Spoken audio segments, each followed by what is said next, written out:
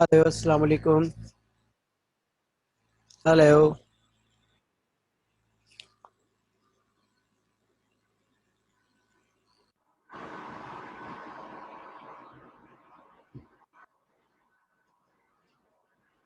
अस्सलाम वालेकुम।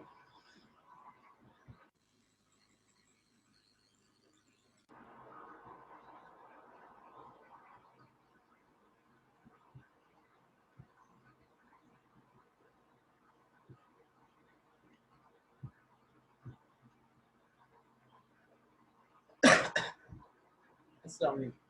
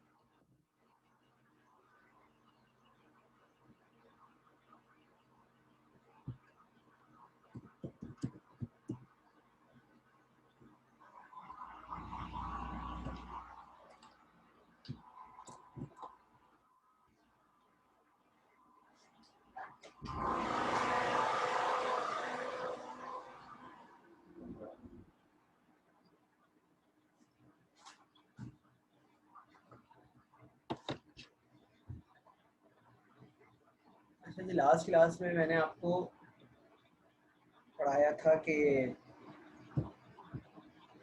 के नियरेस्ट नेबर क्या होता है, और ऑलमोस्ट के नियरेस्ट नेबर का टॉपिक ख़त्म हो गया था।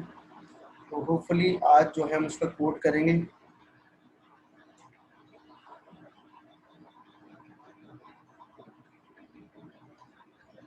और थोड़ा सा पहले उसका रिवाइज कर लेंगे, कुछ लोग और ज्वाइन कर लें, तो फिर उसके बाद हम उसका कोड करेंगे। और जब के नियरेस्ट नेबर का कोड इंशाल्लाह पहले हाफ में ख़त्म हो जाएगा, तो हम क्या करेंगे, हम डिसीजन के लिए स्टार्ट करेंगे।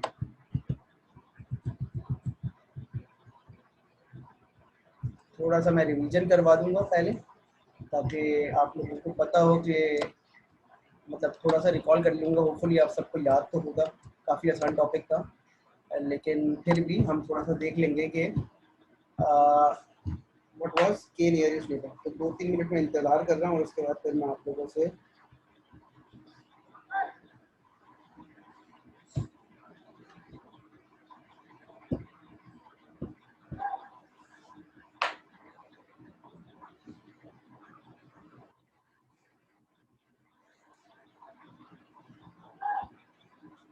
सब बताऊंगा। फवाद, परेशान नहीं हो। आज तो मुझे काफ़ी सारे बातें करनी है, काफ़ी सारे स्टूडेंट्स हैं,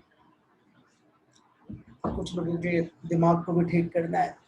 वो जब क्लास स्टार्ट होगी, जब सब ज्वाइन कर लेंगे तो करेंगे।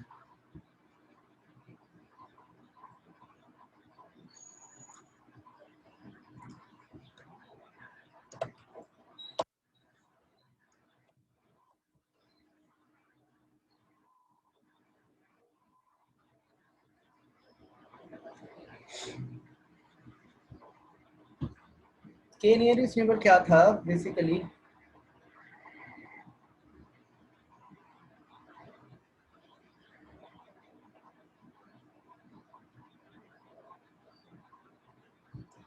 जिसमें हमने पढ़ा था कि ये क्लासिफिकेशन के तौर पे यूज़ हो सकता है।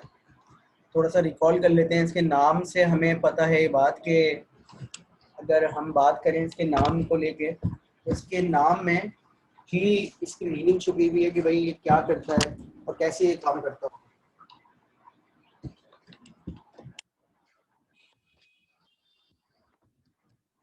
बेसिकली ये जो भी आंसर या क्लासिफिकेशन करता है, इसका तरीका क्या होता है, थोड़ा सा मुझे कोई बताएगा? कोई भी एक स्टूडेंट जिसको याद हो, मैं उसका माइक खोल देता हूँ, थोड़ा सा रिकॉल करवा दें, क्योंकि ये टॉपिक ऑलमोस्ट हमने ख़त्म कर लिया था। और I said to you guys कि हम क्लास के स्टार्ट में इसका कोड करेंगे। और आपको पता है तमाम कोड्स का एक ही पैटर्न है, बस हमें क्या करना होता है, हमें कोई भी एक स्टूडेंट अगर मुझे बताना चाहे कि इसका कोड, उस कोड कह रहा हूँ, इसकी लॉजिक क्या थी, तो वो मुझे बता दे ताकि मैं उसको प्रॉपर गाइड कर सकूँ।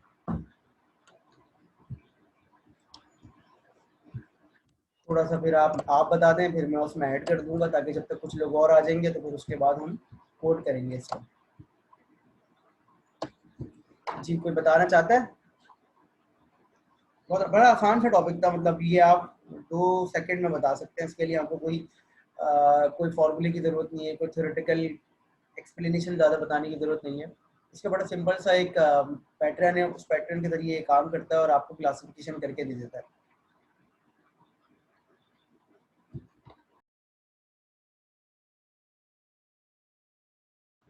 जी, कोई बताना चाहता है? कोई भी स्टूडेंट अगर बताना चाह रहा है तो बता दे।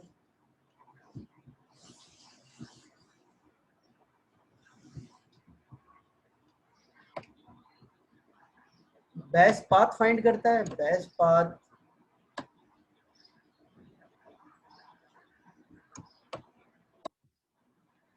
जी, एनीवन, एनी अदर? बड़ा सिंपल सा आंसर बता देना, थोड़ा सा मतलब लॉजिकल होके बताने की जरूरत नहीं है।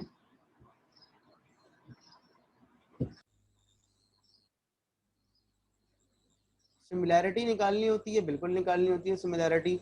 डिस्टेंस फाइंड करते हैं between those point and choose करते हैं, ठीक है। बिल्कुल सिंपल सा, जो लोग जवाब बता रहे हैं बिल्कुल सही बता रहे हैं। तो थोड़ा सा मैं उसमें ऐड कर दूं कि आपके पास एक डेटा सेट होता है। बिल्कुल बेटा, सही कह रहे हैं आप। आपके पास एक डेटा सेट होता है और आप क्या करते हैं, उस डेटा सेट को यूज करते हुए, बेसिकली आप उसको ट्रेनिंग एग्जाम्पल कहते हैं।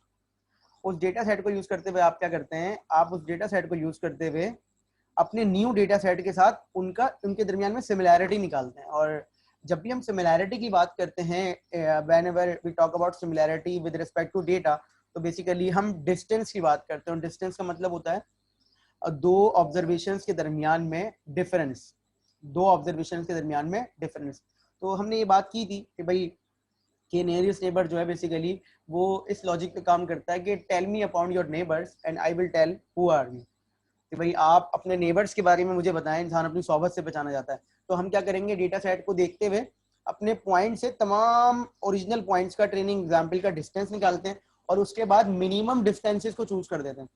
अब के की वैल्यू जो होती है, खामा ने जो बताया या सबा ने जो बताया, कि के की वैल्यू जो होती है वो बताती है कि आप जो है वो किस चीज को, कितने कितने करीबी पॉइंट्स को के दरमियान में वोटिंग करवाएं। मतलब आई मीन अगर मैं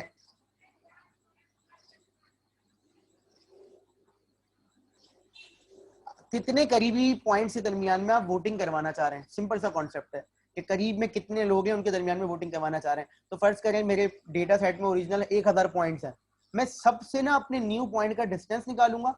ये डायग्राम अगर आप थोड़ा सा याद कर लें, ये कि ये जो ग्रीन पॉइंट है इसकी क्लास बता, ये जो ग्रीन पॉइंट है इसकी क्लास हमें बतानी है, और जो बाकी के पॉइंट्स हैं उसका हमें ये करना है कि उनसे डिस्टेंस निकालना है। अच्छा, आवाज कट रही है मेरी, अब सही आ रही है आवाज? अब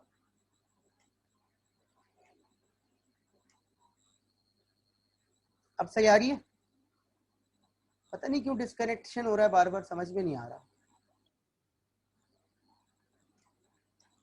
और जबकि सही चल रहा है नेट, लेकिन पता नहीं आप लोगों को तो डिस्कनेक्ट नहीं हो रहा ना, मेरा 4 दफा हो गया इतनी सी देर में।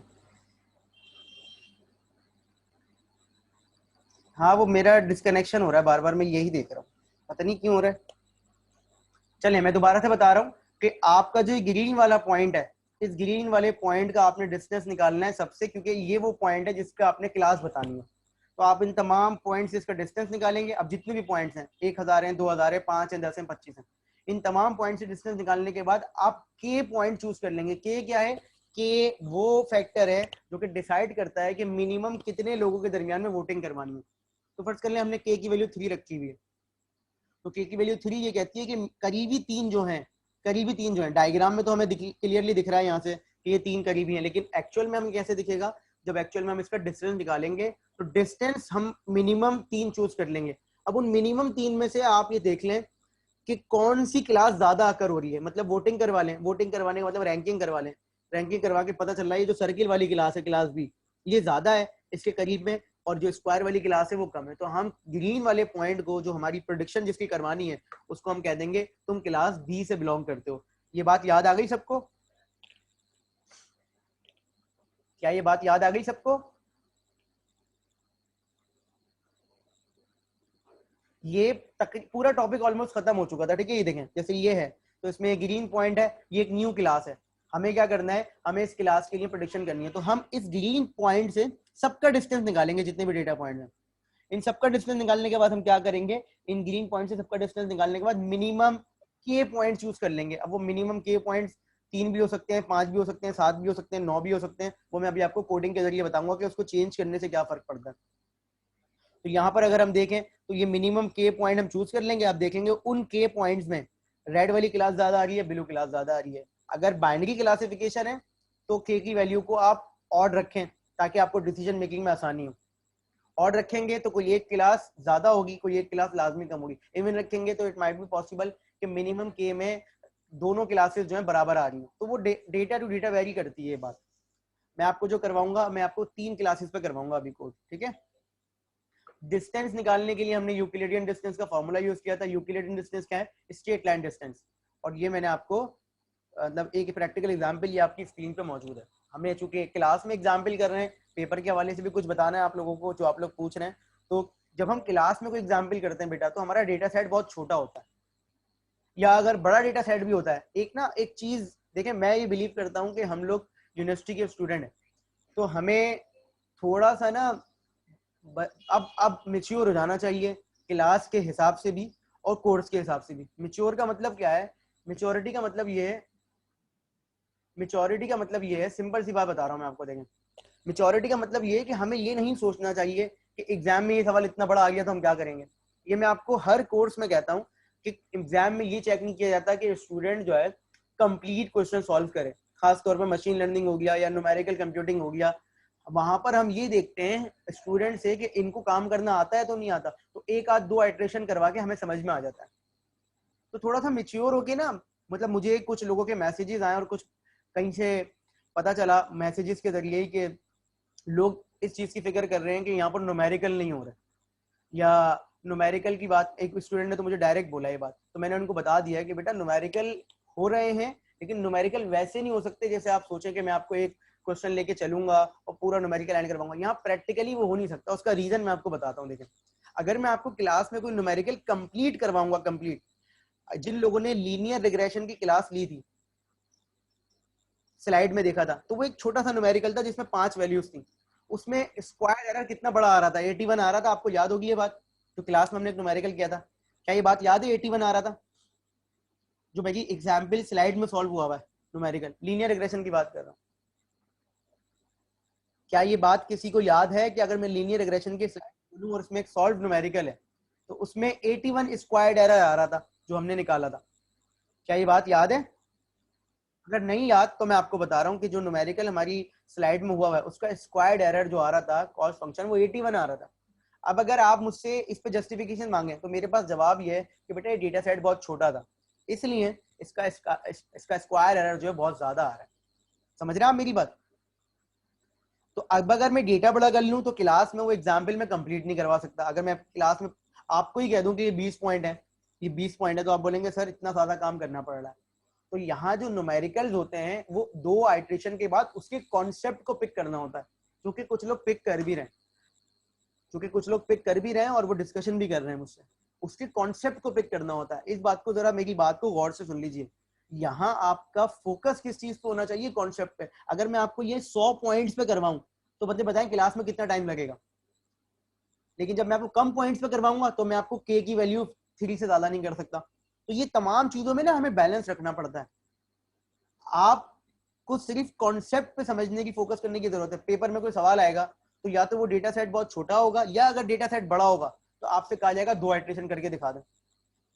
फर्स्ट के लिए ग्रेडियंट डिसेंट है, अब ग्रेडियंट डिसेंट मैं आपको करवाऊं तो मैं बोलूंगा 1 आइट्रेशन करके दिखा दें बस, या 2 आइट्रेशन करके दिखा दें। समझ रहे हैं आप मेरी बात? क्या ये बात समझ में आ रही है जो लोग मौजूद हैं क्लास में? पेपर हमने बनाना है, पेपर मैंने बनाना है ना, तो मुझे पता है कि मैं किस तरीके से पेपर डिजाइन करूंगा और बच्चों की कैपेबिलिटी उस 2-2.5 घंटे में कितनी है।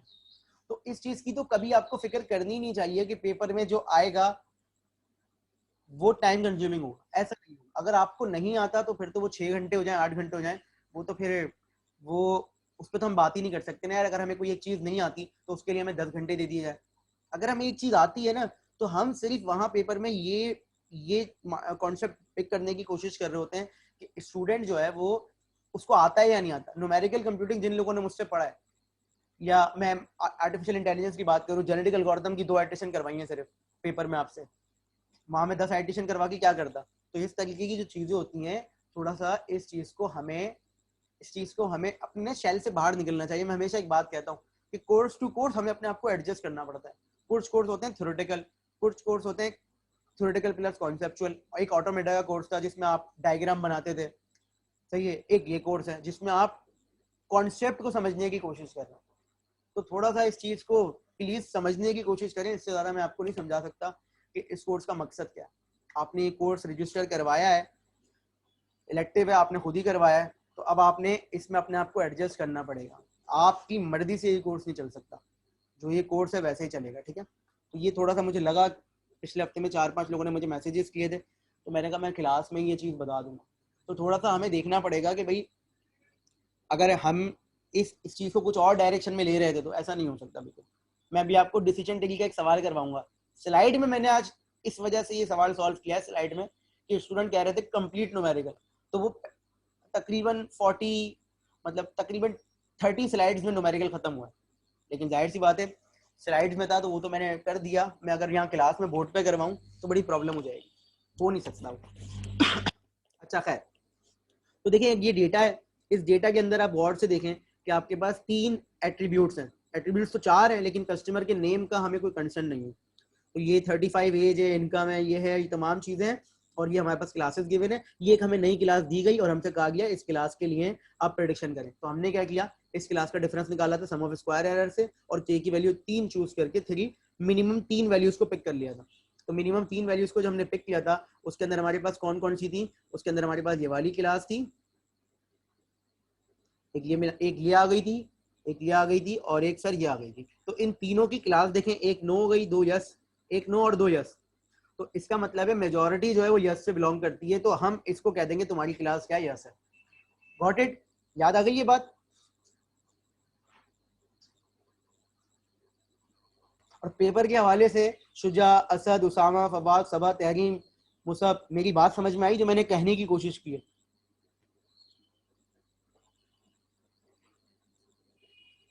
पेपर के हवाले से मेरी बात समझ में आई जो मैंने कहने की कोशिश? अभी भी कोई कंफ्यूजन हो तो आप पूछ सकते हैं। देखें, पैनिक नहीं हुआ करें।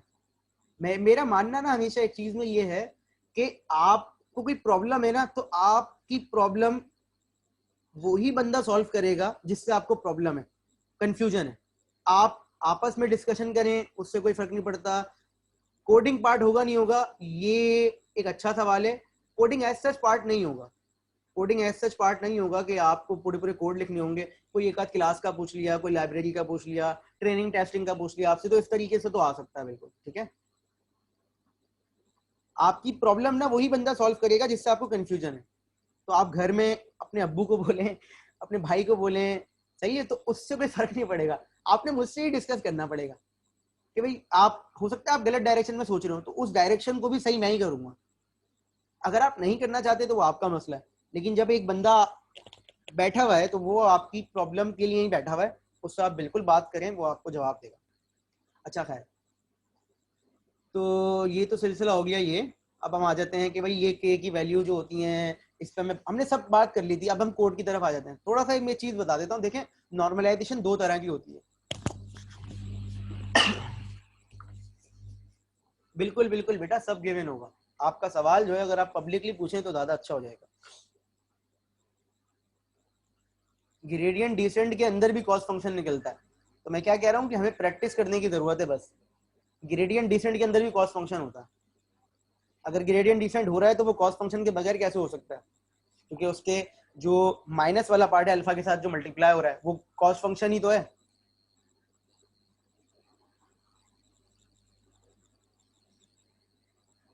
अच्छा जी, तो मैं आपको बता रहा था नॉर्मलाइजेशन। तो नॉर्मलाइजेशन बेटा दो तरह की होती है, एक आपकी स्क्रीन पे नजर आ रही है, इसे आप कहते हैं मिन मैक्स नॉर्मलाइजेशन। ये मैं क्यों बता रहा हूँ, ये भी मैं के नियरेस्ट नेबर का कोड करवाऊंगा, तो I will let you know कि क्या बात कर रहा हूँ मैं। एक होती है मिन मैक्स नॉर्मलाइजेशन, और अगर आपको एक नॉर्मलाइजेशन याद हो जो मैंने आपको जब मैं मल्टीपल वेरिएबल्स का काम करवा रहा था, मैंने आपको एक नॉर्मलाइजेशन बताई थी, स्टैंडर्ड नॉर्मलाइजेशन। उसका फॉर्मूला मैं आपको बता देता हूँ, थोड़ा सा रिकॉल कर देता हूँ कि अच्छी बात है लोगों को याद आ जाए। X minus mean divided by standard deviation, ये एक नॉर्मलाइजेशन का फॉर्मूला है। और एक फॉर्मूला ये जो आपकी स्क्रीन पे लिखा हुआ है, अगर याद नहीं है तो कोई मसला नहीं है, x minus mean divided by standard deviation, एक फॉर्मूला ये है। और दूसरा फॉर्मूला आपकी स्क्रीन पे लिखा हुआ है, ये फॉर्मूला कहलाता है min max. Min max normalisation, ये मीन और स्टैंडर्ड डेविएशन के हिसाब से नॉर्मलाइजेशन होती है, और ये नॉर्मलाइजेशन होती है डेटा की मिन मैक्स के हिसाब से। तो ये दोनों नॉर्मलाइजेशन हम यूज कर सकते हैं। अब हम जा रहे हैं अपने कोड पे, ये फॉर्मूला भी मैंने समझा दिया था आपको, और ये मैंने आपको बताया था कि देखें इस डेटा की नॉर्मलाइजेशन हुई है नेक्स्ट पे, ये देखें तो ये मिन मैक्स से हुई है, ये सब कुछ भी मैंने आपको समझा दिया था। तो अब मैं अपने कोड पे जा रहा हूँ, तो होपफुली ये तमाम बातें आपको याद होंगी, तो उस पर चलते हैं और फिर के नियरेस्ट नेबर की परफॉर्मेंस चेक करेंगे कोड पे कि भाई डिफरेंट कोड पे इसकी परफॉर्मेंस कैसे वर्क करती है। तो आज हम कोड पे थोड़ा सा ज़्यादा टाइम देंगे क्योंकि हमने स्टार्ट में कोडिंग स्टार्ट किया आज, मतलब स्टार्टिंग में हम कोड कर रहे हैं। तो एक लिंक है, उधर डेटा पड़ा हुआ है। मैंने आपको पिछली क्लास में बताया था कि हर क्लास में मेरी कोशिश ये होती है कि मैं आपको किसी नए तरीके से कोई चीज़ करना सिखाऊं। ज़रूरी नहीं है आप इस तरीके से करें। सबसे पहले तो मैं इंपोर्ट कर देता हूँ, import pandas as pd, import numpy as np। और किस फाइल की जरूरत पड़ सकती है हमें, प्लॉट की शायद जरूरत पड़ सकती है, मैट प्लॉट लेफ्ट, ये दिस वन, ठीक है। तो ये हमारे पास तीन लाइब्रेरीज हमने इंपोर्ट करवा ली। सही है सर, कहीं पर भी कोई सवाल हो ना तो पूछ लीजिएगा, कहीं पर भी कोई सवाल है प्लीज। अच्छा, ये यूआरएल है जो जहां पर एक डेटा सेट पड़ा हुआ है, अगर आप, मैं आपको ये डेटा सेट भी दिखा देता हूँ, ये एक यूआरएल है, ठीक है।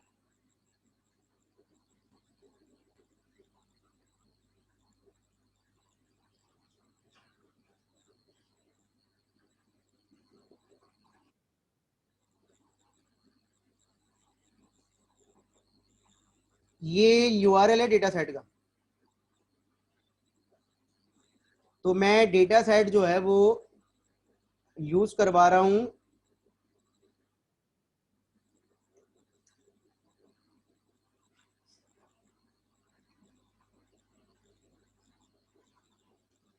ये यूआरएल है।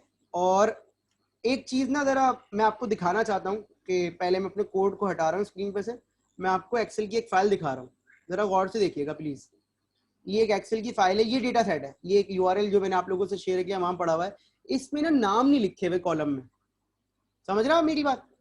अगर मैं इस डेटा सेट को यूज करता हूं तो इसमें नाम नहीं लिखे हुए, इसमें है तो 5 ऑब्जर्वेशन, ये देखिए 5.1, 3.5, 1.4, 0.2 और क्लास आयरिस टोटा। फ्लावर्स का ना डेटा है, इसकी वेट और लेंथ, पेटल और सेपल जो चीजें होती हैं, पंखड़ी को कहते हैं और पत्ती को कहते हैं, तो उसकी ना वेट और लेंथ का डेटा है।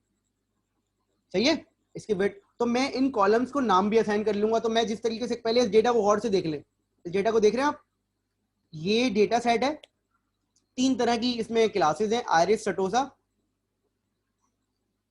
आयरिस वर्सिकलर, और एक तीसरी क्लास है आयरिस वर्जिनिका। तो ये जो है मेरे पास 50 50 50 150 class, 150 total data sets example है, ये 150 है, 150, ठीक है, 150 है। और 150 में 50 एक क्लास की हैं, 50 एक क्लास की हैं, 50 एक क्लास की हैं, और 4 फीचर्स हैं। डेटा समझ में आ गया, 4 फीचर्स हैं। तो ये शुरू के 4 कॉलम जो हैं ये फीचर्स को एक्सप्लेन कर रहे हैं, और आखिर का एक कॉलम किसको एक्सप्लेन कर रहा है, क्लास को कर रहा है, ठीक है ना। आगे बढ़ते हैं। तो अब ये जो मैं काम कर रहा हूँ जरा इसको देख लीजिएगा कि मैं इनको अपनी कोडिंग के जरिए ही,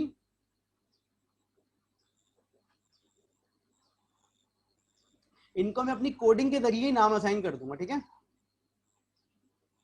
तो ये देखें मैंने क्या किया, मैंने ये डेटा सेट उठाया, और इस डेटा सेट को मैं क्या कर रहा हूँ, इस डेटा सेट को मैं नेम असाइन कर रहा हूँ। अच्छा, जो मुझे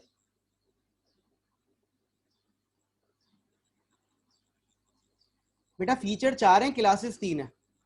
फीचर 4 हैं, फीचर कॉलम वाइज की बात कर रहा हूँ।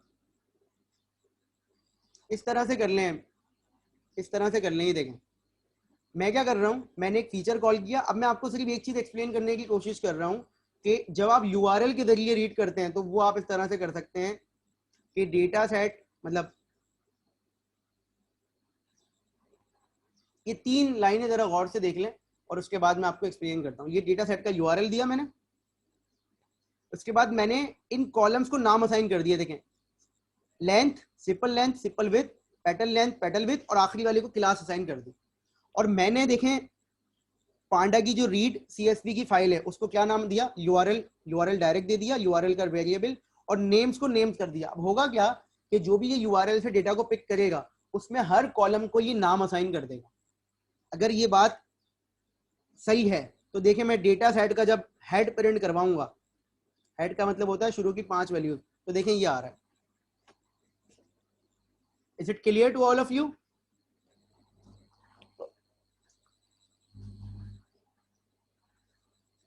अगर मैं चाहता तो मैं इसको नाम को सिर्फ एस लेंथ कर देता, तो देखें नाम चेंज हो जाएगा। ठीक है, ये देखें एस लेंथ। तो खैर हम थोड़ा सा प्रैक्टिकल होके काम करते हैं, हमेशा होना भी यही चाहिए। तो ये सिंपल लेंथ आ गई, ठीक है ना सर। तो ये हमारे पास ये डेटा सेट आ गया। अब अगर मैं आपसे बोलूं डेटा सेट का साइज कितना है, तो आपने डाउनलोड किए बगैर लिंक से ना इसको, तो ये देखें डेटा सेट का शेप, शेप का मतलब है 150 रॉज है, 5 कॉलम है। जी, जिसने सवाल पूछा था ऊपर कि सर ये फीचर वाला, तो देखें बेटा 150 रॉज का मतलब है 150 एग्जाम्पल हैं। उन 150 एग्जाम्पल में फीचर्स 4 हैं, 1 2 3 4, 4 फीचर हैं, और आखिरी वाला कॉलम जो वो क्लास का है। अब आयरिस सटोसा जो है, जो कि ये डेटा सेट बहुत मशहूर डेटा सेट है, हमने इसको मैटलैब में भी काम किया है। बेटा मैं बता देता हूँ नाम, कोई मसला नहीं। ये जो आखिरी वाला कॉलम है इसके अंदर 3 तरह की क्लासेस हैं, ये फ्लावर्स के नेम है। तो ये जो 3 तरह की क्लासेस हैं ये आप परेशान नहीं हो, आ जाएंगी जब आपको देखनी होंगी, तो वो भी मसला है। हाँ बिना डाउनलोड के भी हो सकता है, यही तो बताने की कोशिश कर रहा हूँ मैं, और क्या कर रहा हूँ। ये मेरे पास डाउनलोड नहीं है फाइल, मतलब डाउनलोड तो है लेकिन मैंने इसको यूआरएल से पिक किया है, सिर्फ ये समझाने की कोशिश कर रहा हूँ। मैं आपको ना कंफ्यूज नहीं करना चाहता, लेकिन मेरी कोशिश ये है कि कोड के अंदर मैक्सिमम चीजें मैं आपको समझा दूं। हाँ ये नेम्स, नेम्स क्या है बेटा, ये नेम्स, नेम्स ये है, थोड़ी देर पहले मैंने बताया था, शायद आपने सुना नहीं था। तहरीम, देखो ये जो ओरिजिनल डेटा है मेरे पास एक्सेल की फाइल में, मुझे ना स्क्रीन शेयर करनी पड़ेगी। ये देखें तहरीम, तहरीम ने सवाल पूछा है तो उनका जवाब दे रहा हूँ। ये देखें तहरीम, ये जो ओरिजिनल डेटा है इसके अंदर ना कॉलम्स को नेम असाइन नहीं है। सही है बेटा, ये जो ओरिजिनल डेटा है इसके अंदर कॉलम को नेम असाइन नहीं है। ओरिजिनल डेटा जो है उसके अंदर कॉलम्स को नेम असाइन नहीं है। मैंने क्या किया, मैंने यूआरएल के जरिए उसको नेम भी असाइन कर दिए कॉलम्स को। तो ये जो मैं दोबारा आपके साथ अपना कोड शेयर करता हूं, ये देखिएगा, ये देखिएगा, ये पांडा रीड की जो सीएसवी रीड करता है उसका एक तरीका ये भी है कि यूआरएल दे दें आप, और कॉलम को नेम अगर असाइन करने हैं तो नेम्स के वेरिएबल को अपडेट कर दें। सही है, तो ये सारे नेम जो मैंने इधर असाइन किए ये इधर आ जाएंगे। अच्छा बेटा सवाल प्लीज पब्लिकली पूछें ताकि सब लोग पढ़ भी लें आपका सवाल और जवाब भी फिर सबको मिल जाए। तो यहाँ तक समझ में आ गया? यहाँ तक कोई सवाल तो नहीं है किसी का? कोई सवाल तो नहीं है किसी का? अच्छा अब हमें पता चल गया। तो देखें अब मैं क्या करूंगा, मैं 2 वेरिएबल बना रहा हूँ, एक वेरिएबल मेरा एक्स होता है और एक वाई होता है। मुझे पता है एक्स के अंदर शुरू के 4 कॉलम आने चाहिए,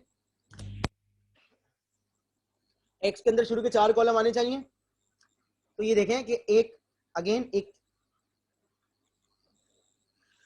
आई लोकेट, आई लोकेशन, लोकेटर, जो भी पढ़ना चाहें वैसे, आई लोकेट की फाइल मतलब एक कमांड है, वो ये करती है कि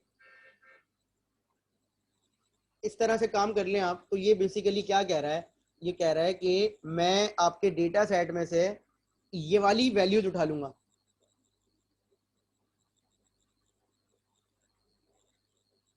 नहीं कोई मसला नहीं है।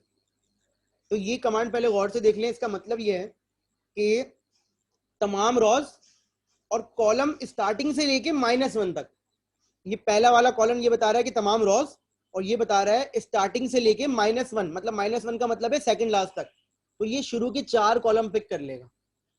वैल्यूज डेफिनेटली वो तमाम वैल्यूज, तो देखें जैसे मैं एक्स को मैं एंटर करूंगा, ये देखें मैं सिर्फ आपको लिख के दिखा रहा हूँ, एक दफा देख लीजिएगा, मैं दोबारा से कोड को लेंदी नहीं करना चाह रहा। ये देखें, ये देख रहे हैं आप, तो ये एक्स के अंदर शुरू के 4 कॉलम आ गए।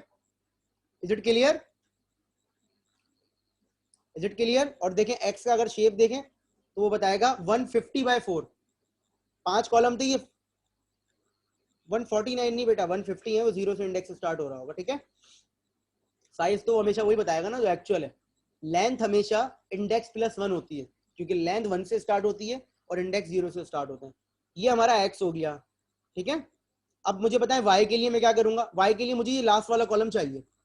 वाई के लिए मुझे कौन सा कॉलम चाहिए? लास्ट वाला। तो वाई के लिए मुझे क्या करना चाहिए? मैं लिखूंगा Y is equal to data set dot I locate. जी क्या लिखना चाहिए सर? सिर्फ एक कॉलम चाहिए ना, तो एक कॉलम के लिए आप क्या करेंगे, सिर्फ उस कॉलम का नाम लिख दें। सही है? सही है? ये बात समझ में आई कि एक कॉलम चाहिए तो उस कॉलम के लिए आप उसका नाम लिख दें। आप मुझे बताएं 5 आएगा या 4 आएगा? बेटा 4। छोटी छोटी चीजें हैं ये, छोटी छोटी चीजें हैं। 5 क्यों आएगा? छोटी छोटी चीजें हैं, छोटी छोटी चीजें। ये इंडेक्स कहां से स्टार्ट हो रहा है रॉ का?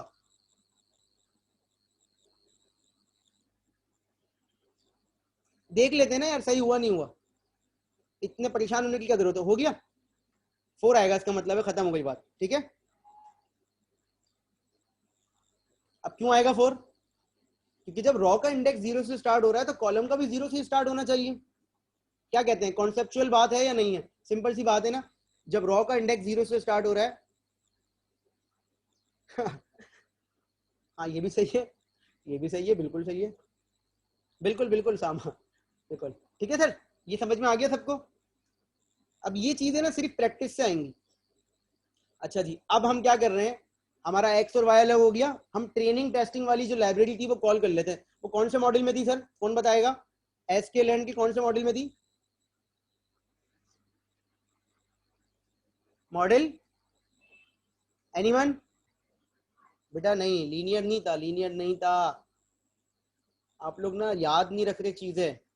मॉडल सिलेक्शन था और उसके बाद उसमें इंपोर्ट करवाना था। क्या क्या करवाना था? याद तो जाहिर सी बातें नहीं होगा ना। क्या था? Train test split. असल में ना वो बड़ा स्लो चल रहा है तो मैंने टैब दबाया हुआ है, लेकिन वो थोड़ी देर में आ जाएगा, देखना। ये लाइब्रेरी थी और मैं क्या करूंगा, मुझे पता है कि 4 वेरिएबल रिटर्न करता है ट्रेन टेस्ट स्पिरिट, तो मैंने क्या किया, एक्स ट्रेन, एक्स टेस्ट और वाई ट्रेन वाई टेस्ट।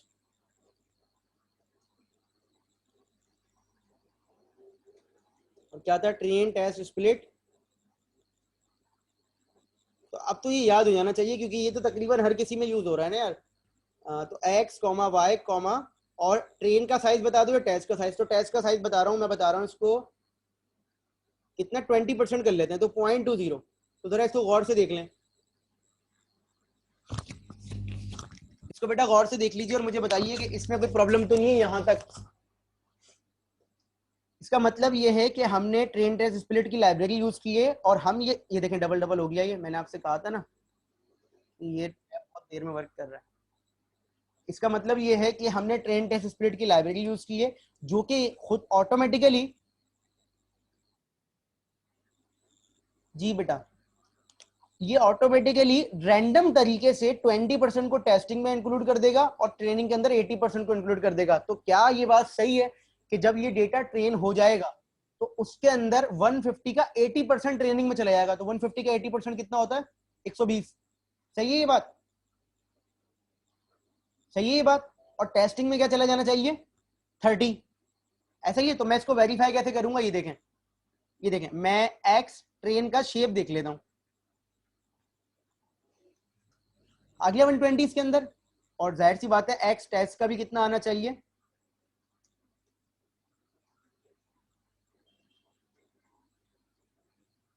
ये आ गया 30। यहां तक सबको क्लियर है?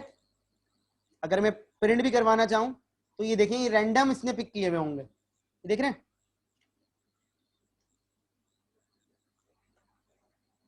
यहां तक कोई मसला नहीं है, ठीक है। अब मुझे बताएं, अब मेरा इंपॉर्टेंट काम क्या है। मेरा डेटा जो है ना वो मैं पहले नॉर्मलाइज कर लेता हूं। तो अच्छा, नॉर्मलाइज किए बगैर भी मैं काम कर सकता हूं, लेकिन प्लीज मेक इट क्लियर कि हम जो एक्यूरेसी निकालेंगे इट माइट बी पॉसिबल कि वो एक्यूरेसी पे फर्क पड़े। तो अच्छी प्रैक्टिस क्या है कि डेटा को नॉर्मलाइज करते हुए चलें। तो एक और प्री प्रोसेसिंग की लाइब्रेरी है एसक्यूएल की, वो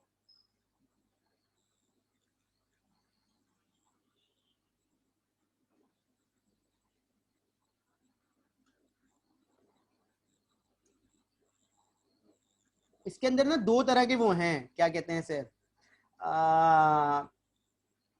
नॉर्मलाइजेशन के फंक्शन दो तरह के हैं।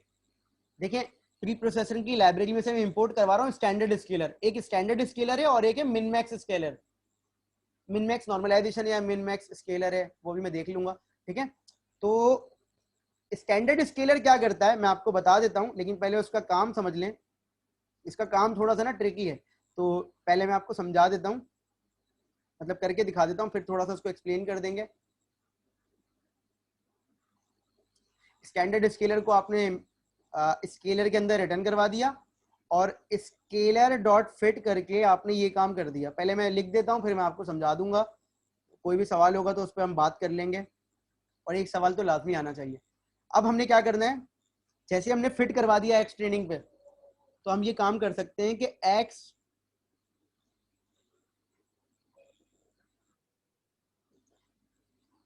Train scaler dot transform. तो थोड़ा सा मुझे लिखने दें, फिर मैं आपको एक्सप्लेन करूंगा, या मैं इसको स्केल्ड एक्सट्रेन कर देता हूं, ठीक है। और यही चीज मैं टेस्ट पे भी अप्लाई करूंगा। कॉपी कर लेता हूं, क्योंकि मुझे वाई को तो वो करना नहीं है, क्या कहते हैं, वो तो स्ट्रिंग के नेम है, तो उसको तो मुझे नॉर्मलाइज करना नहीं है, मुझे सिर्फ किसको करना है। पहले मैं आपको बता देता हूँ कि ये इसका आउटपुट क्या आ रहा है, और फिर जो है मैं आपको बता दूंगा कि ये काम कैसे कर रहा है, ठीक है। तो पहले मैं इसको लिख के एंटर कर देता हूँ, और फिर मैं आपको इसका आउटपुट बता देता हूँ। देखें इसमें एरर क्या है सर, स्पेलिंग मिस्टेक होगी कहीं ना कहीं।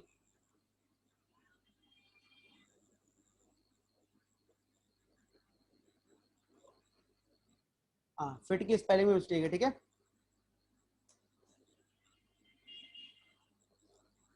सही है। तो ये देखें, अगर मैं आपको स्केल्ड एक्सटेंड दिखाऊं, तो थोड़ा सा आप थोड़ा सा खुद एक्सप्लोर करें।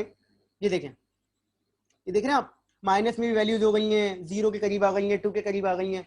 ये क्या हुआ है, बेसिकली इसने नॉर्मलाइजेशन अप्लाई किया, और नॉर्मलाइजेशन का कौन सा फॉर्मूला अप्लाई किया है वो मैं आपको बताता हूँ। मैं आपको इस लाइन में लिख के बता देता हूँ, x minus mean divided by standard deviation, ये फॉर्मूला अप्लाई किया for every value. For every value उस कॉलम का इसने मीन निकाला है और स्टैंडर्ड डेविएशन निकाला है। फर्ज करें यहां अगर मैं आपसे बोलूं, यहाँ एक वैल्यू, इस पूरे कॉलम का इन्होंने मीन निकाला और इस पूरे कॉलम का स्टैंडर्ड डेविएशन निकाला, जो इसके स्टैंडर्ड फॉर्मूलाज हैं, और यहाँ जो वैल्यू लिखी हुई थी उसको यहाँ रखा और ये फॉर्मूले में पुट कर दिया। तो ये सारी वैल्यूज जो हैं, ये सारी वैल्यूज जो हैं इस तरीके से नॉर्मलाइज हो गई। क्लियर हो गई ये बात?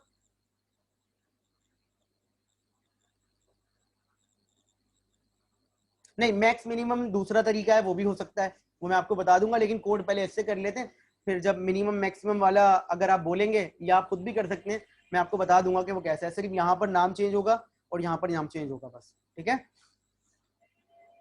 चलिए बेटा, ये मीटिंग एंड हो रही है, मैं दोबारा बताता हूँ, तो आप लोग दोबारा ज्वाइन कर लें फौरन। मीटिंग एंड हो रही है, दोबारा ज्वाइन कर लीजिएगा।